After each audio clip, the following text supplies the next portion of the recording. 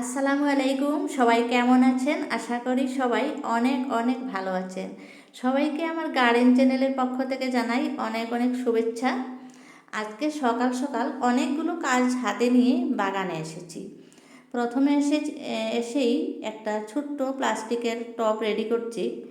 এখানে সবজির খোসা দিয়েছি, তারপরে শুকনো গোবর সার, তারপরে আমার গার্ডেনে মাটি দিয়ে এখানে আমি দেখুন চন্দ্রমল্লিকার কিছু পুরনো চারা রয়েছে। চারাগুলো নষ্ট করতে ইচ্ছা যায় না। ফুলের তো কলি এসে গেছে, একদম ফুলের কুড়ি এসে গেছে। এই সময় হয়তো দেরি হয়ে গেছে, তবু আমি গাছগুলো বসিয়ে দেবো এই টবের মধ্যে। এমনিতে আমার চন্দ্রমল্লিকা গাছ অনেকগুলো আছে আমার বাগানে, দেখতে পেয়েছেন হলুদ রঙের চন্দ্রমল্লিকা অনেক বড় বড় হয়ে ফুটে রয়েছে। কিন্তু মাটির টব যেগুলো সেগুলো এত টানাটানি করা যায় না, তাই আমি এই প্লাস্টিকের টবে বসাচ্ছি। কারণ এই টবে যদি গাছটা সুন্দর মতন হয়ে যায়, ফুল ফুটে, তাহলে আমি গাছটা আমার বেলকনিতে নিয়ে যাব। এরকম ছোট ছোট টব আমি আরও রেডি করেছি, চন্দ্রমল্লিকা লাগিয়েছি, সেগুলোতে ফুল ফুটে আরম্ভ হয়ে গেছে। সেগুলো আমি আমার বেলকনির জন্যই রেডি করছি। কারণ এত উপরের থেকে বেলকনিতে নিয়ে যাওয়া মাটির টবগুলো খুব কষ্ট হয়, অনেক ভারী হয়ে যায়। তাই ছোট ছোট প্লাস্টিকের পাতলা টবগুলো আমি আমার বেলকনির জন্যই রেডি করছি। এই যে দেখুন ফুলের কিন্তু কুড়ি এসে গেছে। আর আমার কাছে অনেকগুলো কালার ছিল চন্দ্রমল্লিকা, এই বছরটা একটু কমে গেছে কালার, জানি না কি হয়েছে, নষ্ট হয়ে গেছে হয়তো। কারণ পাতাগুলো তো চেনা যায় না, সবগুলো একই ধরনের পাতা। তখন যখন কাটিং নিয়ে নিয়ে আমি বসিয়েছি, তখন হয়তো কোনো একটা কালার মিস হয়ে গেছে। বর্তমানে আছে হলুদ, গোলাপি, মেরুন কালার, সাদা, এই চারটা কালার। আর এখানে দেখুন কিচেন থেকে নিয়ে এসেছি কিছুটা চায়ের পাতা। চায়ের পাতা কিছুটা জমা হয়ে যাওয়ার পরেই আমি ছাদে এনে এভাবে শুকাতে দেই। খুব ভালো করে শুকাতে হয়, চায়ের পাতাগুলো গাছে দেওয়ার আগে ঝরঝরে করে নিতে হয়, আর আমি শুকানোর আগে ধুয়ে নেই। বাগানে দেখুন অনেক শিমের পাতা পড়ে রয়েছে, এটা কিন্তু খুব সাধারণ কথা, শিমের পাতা খুব ঝরে। আর প্রথমেই সকালে এসে আমি বাগান ঝাড় দেওয়াটা হচ্ছে আমার কাজ। বাগান ঝাড় দিয়ে শিমের পাতাগুলো কিন্তু ফেলে দেব না, এগুলো আমি জমা করে রাখছি বালতিতে। যখন কোনো বেড রেডি করবো, এই যে দেখুন সুন্দর মতন পরিষ্কার হয়ে গেল, খুব ভালো লাগছে, তাই না? বাগান পরিষ্কার করলে আমার খুবই ভালো লাগে। তারপরে হচ্ছে এখানে পেঁয়াজের গ্রো ব্যাগের মধ্যে কিছু ধনের পাতা রয়েছে, এগুলো উঠিয়ে নিলাম। আর আগাছা অনেক হয়েছে, আগাছাগুলো ভালো করে পরিষ্কার করে দিয়ে আজকে কিছু পেঁয়াজের পাতা নিয়ে যাব। কারণ সকাল সকাল তো কিছু একটা ভর্তা দিলে পেঁয়াজের পাতা আর ধনে পাতা দুটা দিলে খুব ভালো হয়, শীতের দিনে টেস্টটা অনেক বেশি হয়। তাই আমি কিছু পেঁয়াজের পাতা এখান থেকে কেটে নেব। আর এখানে আরেকটা পেঁয়াজের গ্রো ব্যাগ রয়েছে, এটাও পরিষ্কার করে নিলাম। আর এই যে দেখুন সাইড দিয়ে যেগুলো পাতা একটু বেঁকা হয়ে হেলে থাকে, সেগুলোই কাটতে হয়। আর মধ্যের পাতাগুলো কিন্তু কাটতে হয় না, সেগুলো কাটলে গাছের ক্ষতি হবে।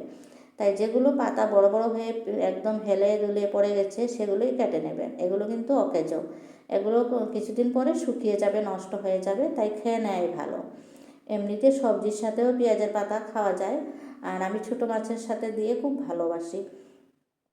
এই যে দেখুন কিছু পাতা একদম আলগা আলগা হয়ে গেছে, এগুলো আমি কেটে নিলাম। খুব বেশি নেব না, কারণ যেহেতু নিজের গাছ আছেই, যখন দরকার দৌড়ে এসে নিয়ে যেতেই পারবো। আজকে যতটুকু দরকার ততটুকুই উঠালাম, এই যে এতটুকু নিলাম আজকে, তার চেয়ে বেশি আর কাটবো না আজকে, যদিও কাটার প্রয়োজন আছে, অন্যদিন কেটে নেব। আর এখানে একটা গ্রো ব্যাগ, এটাতে কিছু পুদিনার গাছ ছিল, এগুলো শুকিয়ে নষ্ট হয়ে গেছে। এগুলো পরিষ্কার করে দিয়ে এই গ্রো ব্যাগটা আমি খালি করে দেব। কারণ ফুলকপির চারা আমার কাছে অনেকগুলো, সেগুলো বসানোর জন্য আমার জায়গা দরকার। এখানে আরেকটা বেড রেডি করছি, আমি শুকনো পাতা দিয়েছি, এই বেডটাতেও আমি ফুলকপির চারা দেব। শুকনো পাতা দিয়ে তার উপরে কিছু নারিকেলের চোকলা দিয়ে দিচ্ছি। কীভাবে একটা বেড রেডি করতে হয় পাতলাভাবে হালকাভাবে, তাই আপনাদেরকে আজকে দেখাচ্ছি। এটাই আমার আজকে থাম্বনেল, নিশ্চয়ই দেখেছেন।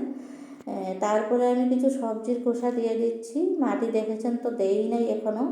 শুকনো পাতা দিয়েছি, নারিকেলের ছোকরা দিয়েছি, তারপরে সবজির খোসা। সবজির খোসা দেওয়ার পরেই কম্পোস্ট দিতে হয়, কারণ কম্পোস্ট না দিলে সবজির খোসাগুলো তাড়াতাড়ি ডিকম্পোস্ট হয় না, দেরি হয়ে যায়। শুকনো গোবর সার দিলে হয়, আর যদি কম্পোস্ট শুকনো থাকে তাহলে এগুলো দিয়ে দিবেন। তারপরে আমি দিয়ে দিচ্ছি আমার গার্ডেনের মাটি, পুরনো মাটি, ব্যবহার করা মাটিগুলোই দিয়ে দিলাম। তার উপর দিয়ে আবারও আমি শুকনো গোবর সার, এই যে দেখুন শুকনো গোবর সার আবারও ঢেলে দিলাম। তারপরে খুব ভালো করে মিক্স করে নিয়ে আরও কিছু উপাদান দেব, খুবই গুরুত্বপূর্ণ উপাদান, দেখে নিন আমি আর কী কী দিচ্ছি। আমি কিছু এগুলো হচ্ছে ধানের গুঁড়ো নিয়ে এসেছি, তারপরে নিম খোল, চায়ের পাতা, এপসম সল্ট, এটা হচ্ছে এপসম সল্টটা ছিটিয়ে দিলাম এক মুষ্টি পরিমাণ নিয়ে। তারপরে দিয়ে দিলাম নিম খোল, এটা কিন্তু নিম খোল। তারপরে ধানের গুঁড়োটা, তারপরে আগে যেটা বাটি দিচ্ছি সেটা চায়ের পাতা, এটা হচ্ছে নিমখোলটা এক মুষ্টি পরিমাণ দিয়ে দিলাম। বাটিতে যেটা কালো ছিল সেটা চায়ের পাতা, শুকনো চায়ের পাতা। আর এই ব্যাগে রয়েছে নিমখোল, এখান থেকে 2 মুষ্টি পরিমাণ আমি নিমখোল দিয়ে দিলাম। তারপরে খুব ভালো করে মিক্স করে নেব। মিক্স করে নিয়ে এখনই বসানো যাবে, আর যদি সময় থাকে তাহলে এভাবে রেখে দিলে হয় কিছুদিন, কিন্তু আমার কাছে তো সময় নেই। আমার ফুলকপির চারা অনেকগুলো নষ্ট হয়ে যাচ্ছে। একটা চারা একটু হেলদি দেখে নিয়ে এসেছি, এটাকে আজকে বসাবো এখানে। আর অনেকগুলো গ্রো ব্যাগ আমাকে রেডি করতে হচ্ছে, আমাকে কিন্তু মাটির অভাব পড়ে গেছে, তাই আমার দেরি হচ্ছে। আমি ফুলকপির চারাগুলো নষ্ট করতে চাই না, সবগুলোকেই কাজে লাগাতে চাই।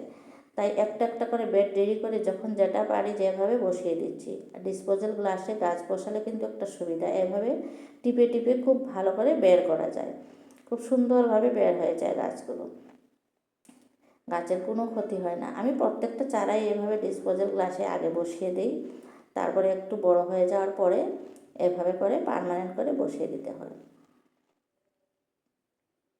প্রথম গাছ বসানোর পরে প্রথম দিনটা বেশি রোদে না দেওয়াটাই ভালো, একটু ছায়া জায়গাতে একদিন রেখে দিলে গাছটা একটু সেট হয়ে যায়। নতুন মাটির সাথে একটু সেটিং হতে একটু সময় লাগে। তাই আপনারা যারা বাগান করে ভালোবাসেন অতি অবশ্যই আমার চ্যানেলটাকে সাবস্ক্রাইব করে দিয়ে আমাকে এগিয়ে যেতে সহায় করবেন। ভিডিও পছন্দ হলে অবশ্যই একটা লাইক দিবেন। আজকের ভিডিও থেকে এখানেই বিদায় নিচ্ছি। সবাই ভালো থাকুন।